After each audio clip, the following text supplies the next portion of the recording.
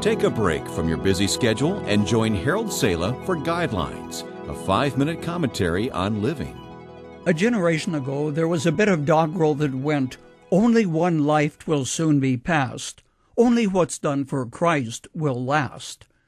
While that may not translate very well into another language, it translates very well into the cold reality of life. Ed and Janet Landry would have agreed when Ed was fighting for his life. 2 months before he was admitted to the hospital, he was training for an excursion into Nepal, and he noticed that it was getting harder to get his breath. "If I can't do it at sea level," he thought, "I'll have a tough time doing it in Nepal."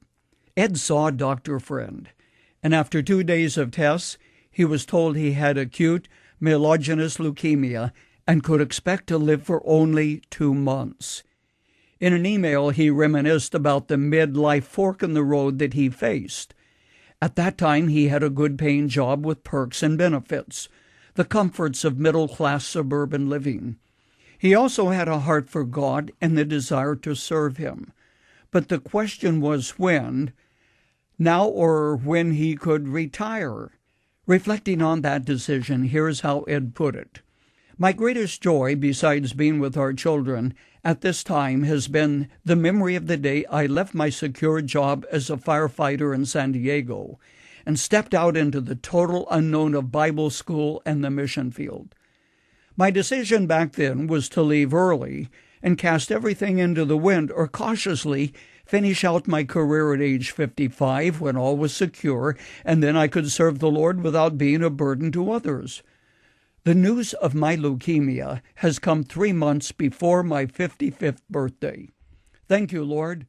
When I first got the news that day in the office, that was what first came to mind, a sense of joy at having made the right decision. Sure beats regret."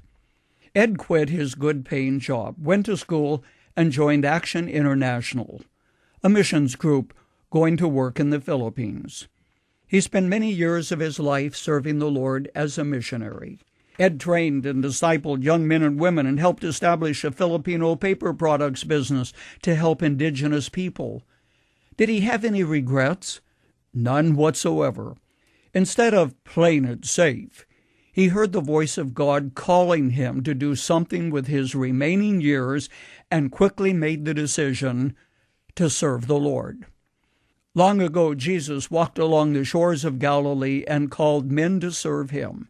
Fishermen, small businessmen, government clerks, farmers, all ordinary people like you and me.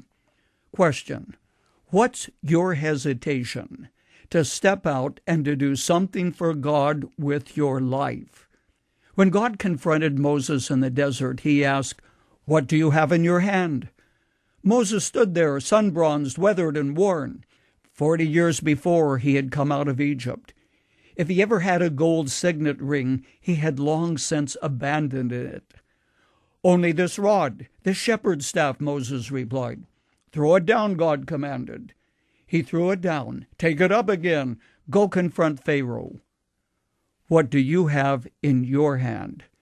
Time, resources, and abilities, all of which are a gift from God, a stewardship, not a possession. Ed Landry, together with his wife Janet, knew they made the right decision. He invested his life wisely, and that investment reaped a harvest in the lives of Filipinos. Think about your years, friend, and ask yourself, is what I'm doing now going to count for all eternity?